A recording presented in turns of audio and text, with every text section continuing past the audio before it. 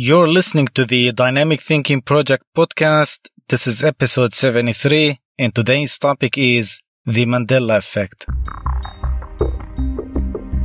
Hey everyone, Aram Muselli here. Welcome to the Dynamic Thinking Project podcast. If this is your first time listening, then thanks for coming. This podcast is released every Friday and show notes are found at the website themindtechinstitute.com. It's all one word. Come back often and feel free to add this podcast to your favorite RSS feed or iTunes. You can also follow me on Twitter and Facebook. All links are in the show notes and website. And now, let's get started. Have some people lost their minds?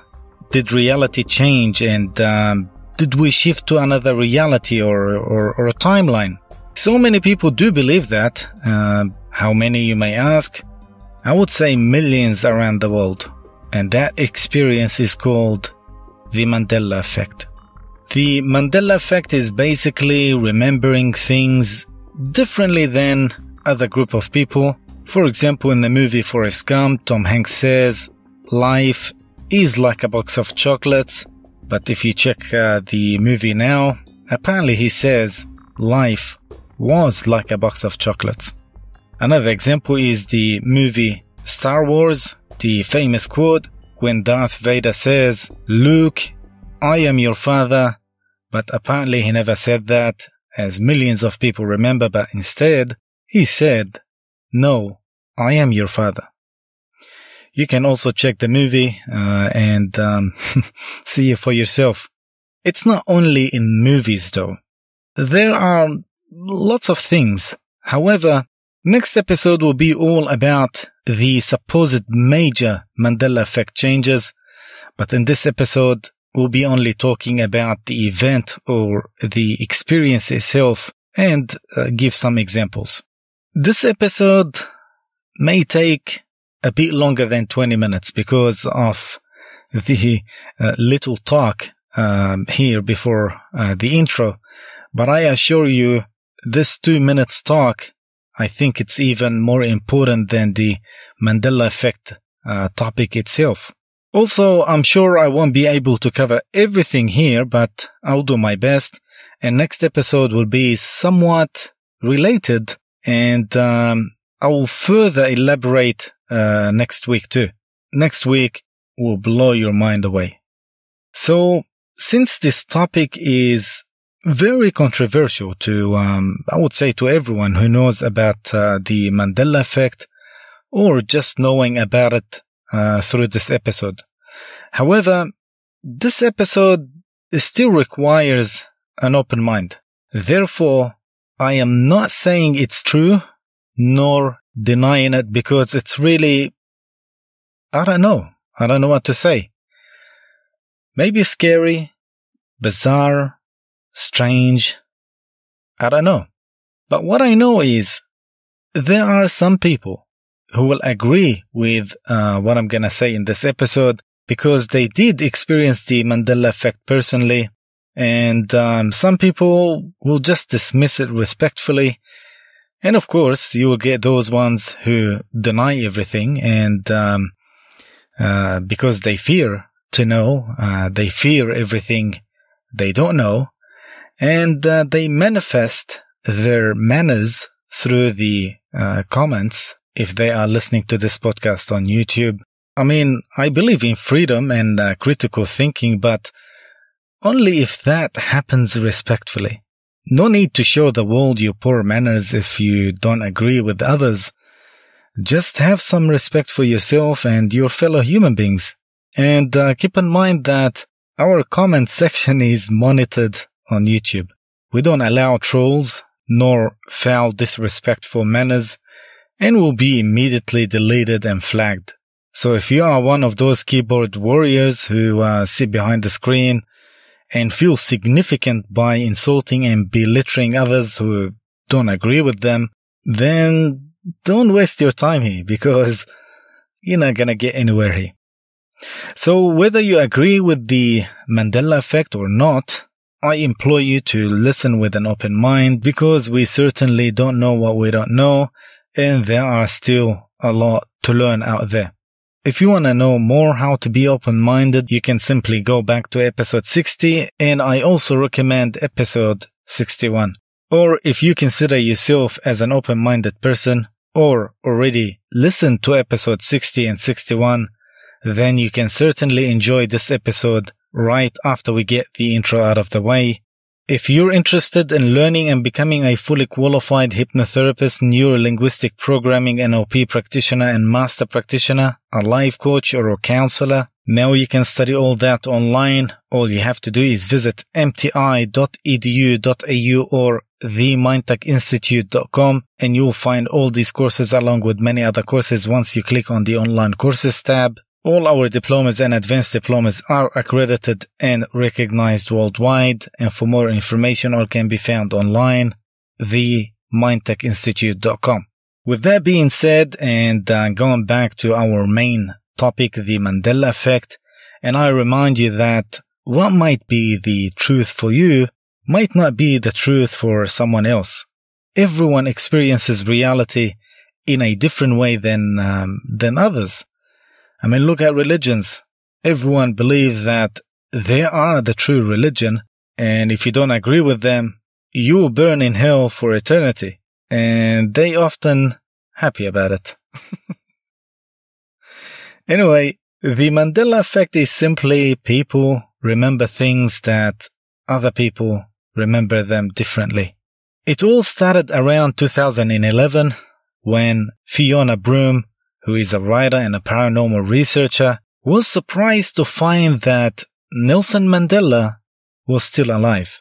As many people know that Mandela, the South African human rights activist, had spent many years in jail, and later he became president of the country. And he died in 2013, as some people remember.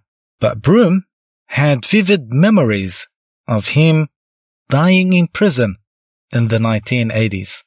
As Broome recalled, and I quote, "See, I thought Nelson Mandela died in prison.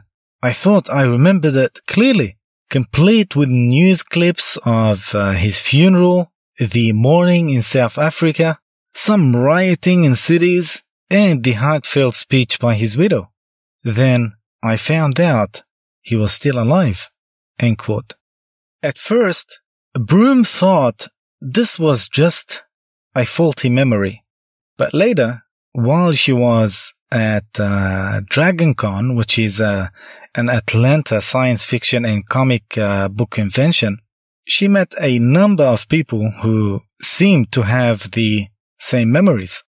Broome became interested enough in the phenomenon, and she started a website, and quickly, to her surprise, she discovered that many other people seemed to have memories of past events that didn't seem to be aligned with history books, and she called this experience the Mandela Effect. According to Broome, she believes memories that are out of sync with recorded history occur because our minds get entangled with alternate universes. And here when it gets crazy. According to the many worlds hypothesis proposed by quantum physicists Hugh Everett and Bryce DeWitt, the world splits into parallel universes every time a quantum event happens. So, while Nelson Mandela did not die in prison in the 1980s, at least in this universe, there is some other universe in which this did occur. And those who remember the event is a proof that their minds has come into contact with that alternate universe. Speaking of alternate universes, if you want to know more about that, you can go back to episode 70, but briefly, and in relation to the Mandela Effect and Fiona Broome and others, they think that maybe a collision between alternate universes did occur. They believe that there are many universes. Each one is slightly different than the other.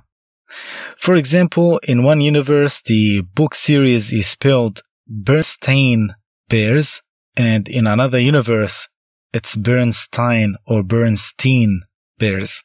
When these universes come together, some slightly different things starts to change, since every universe is just slightly different than the other.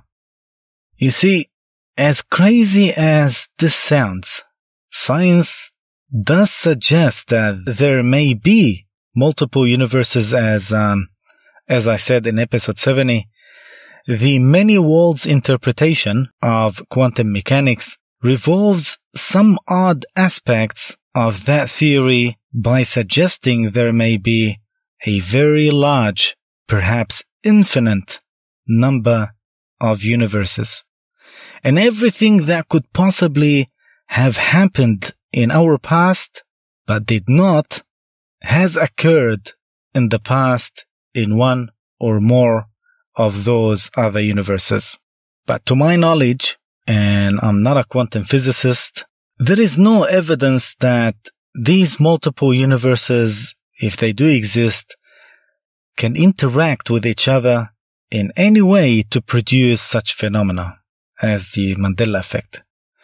Also, as some physicists think that if the multiverse theory is true, every universe or reality would vibrate on a different frequency than the other. And if you bring two objects, one from each universe, and if they touch each other or even put them close to each other, you will create a paradox, and all hell will break loose in either or both universes or realities.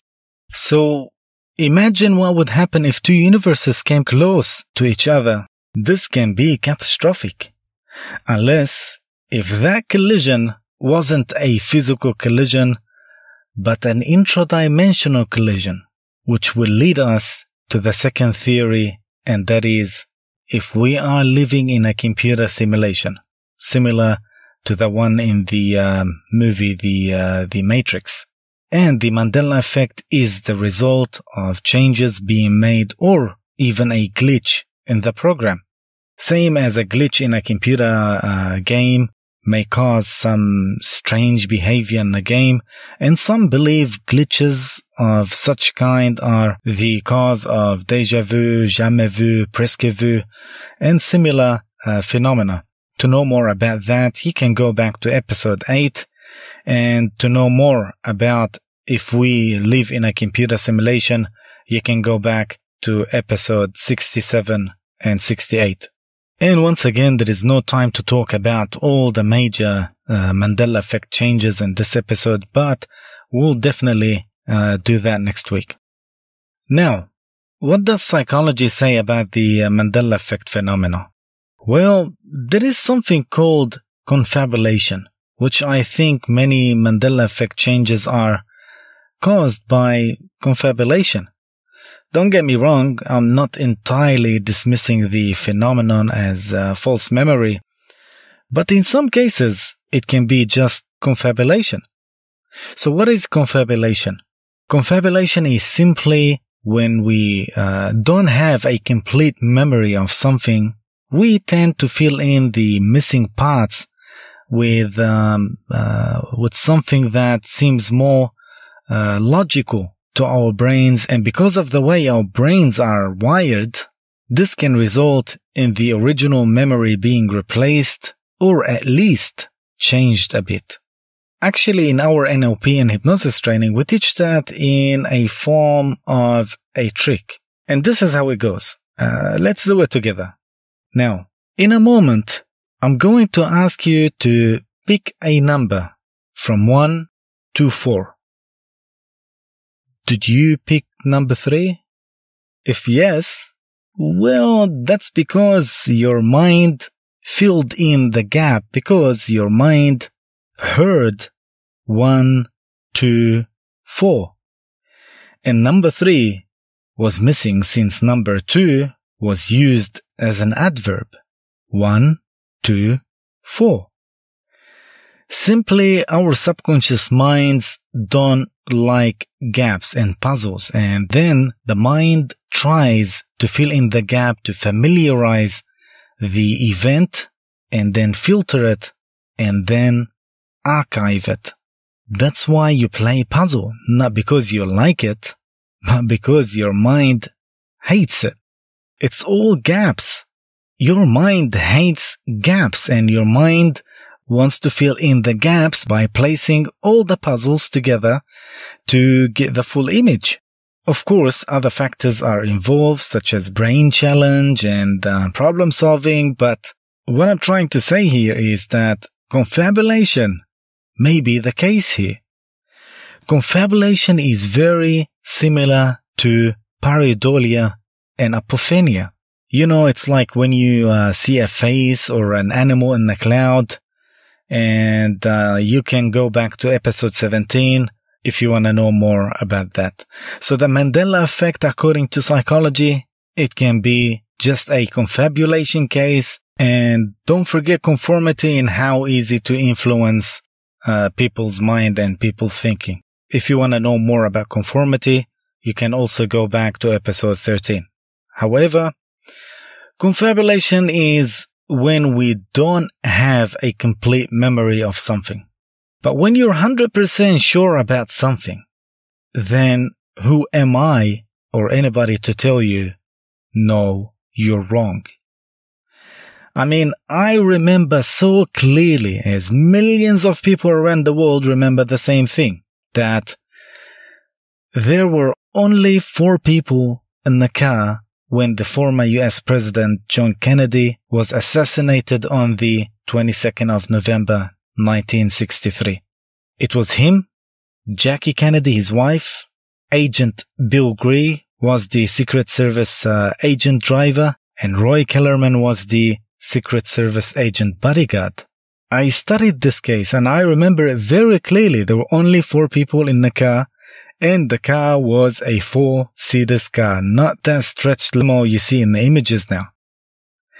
Same thing with the Mona Lisa painting. When I saw the Mona Lisa has a smirk on her face, I was like, what? You see, I'm really good with numbers, with dates and names. So I've got a pretty sharp memory, especially when it comes to history and biblical references. That's because I memorize. I'm multilingual. When I read events, I can read them fluently in 5 different languages. Let alone I memorize few books off by heart. And of course, NLP and hypnosis is our middle name.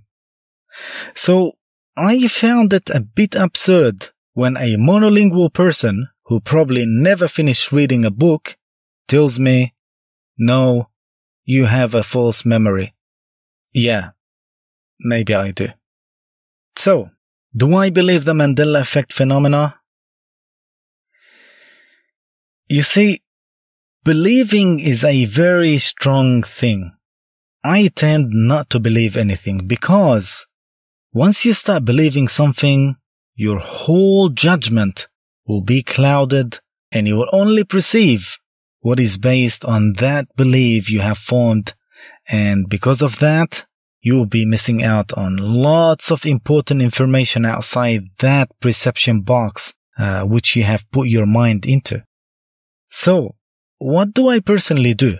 Well, I keep an open mind at all times, not gullible, nor rigid, just flexible enough to the point where I don't melt down and I don't break. So I'm not too flexible as I believe everything and I just go with everything, I go with the flow. No. At the same time, I'm not too rigid where I just break. And that's how I keep learning, and certainly that's how I love everything, and I love everyone. I love all cultures. I love all languages just because I keep an open mind. To me, life is too short to be fixated on something won't last, and life is too vast where it may extend to too many universes, too many realities, and things we can't even fathom. And how sad to discredit something you can't even comprehend. Whether the Mandela Effect is real or not, but deep inside, I can feel there is something going on. And I will always keep an open mind until the last breath I take. And I urge you to do the same, especially if you're the arrogant type who is so delusional, think that you know everything, because you don't, and you will never do. This is certainly a long topic, and there are lots of theories to what caused the Mandela Effect. Of course, if you consider it real, some say that we actually died in 2012. If you remember the 2012 doomsday, where everyone thought that the world was going to end, well, maybe it did. And some people shifted to this reality where things are slightly different, such as 6 people in the car with JFK instead of 4 people, and other changes. It could also be CERN. Maybe they did open a portal and somehow another universe collided into ours and started bleeding into ours, causing these slight changes. This is not science fiction. Go back to episode 70. I actually explained it scientifically how it works. I mean, notice all these changes started happening just after 2012. Flight 370 just vanished with no trace. CERN tests. The city appeared in the cloud over China, and then last year was there was another one, and many things. Are these things caused by a collision between different universes, or can they be explained just as false memories and delusions? I mean, if the Mandela Effect is real, do you think you would hear about it on the news? Of course not. Something like that, even if it's real, it will never be approved as a fact. Do you know why? Well, one thing is that people will start using it, for example, in courts. The judge will say, "Did you kill that person?" And you would say, "Nope, it was the Mandela Effect." It's certainly easier to dismiss it as bad memories or false memories than considering that it is real. So just keep an open mind, and if someone doesn't agree with you, it's okay. And some people say, who doesn't remember what you remember could be native to this reality, and you came from somewhere else, and they don't know how things are in your reality, or vice versa. I know this sounds a bit extreme, but hey, you're entitled to believe whatever you want. Just keep an open mind, because we certainly don't know what we don't know. We have way past our runtime in this episode. Let's wrap it up at this now, and next week is gonna be an epic episode. And once again, if you would like to study and become a fully qualified hypnotherapist, neurolinguistic programming, NLP practitioner, and master practitioner, a life coach, or a counselor, now you can study all that online. All you have to do is visit mti.edu.au or themindtechinstitute.com, and you'll find all these courses along with many other courses once you click on the online courses tab.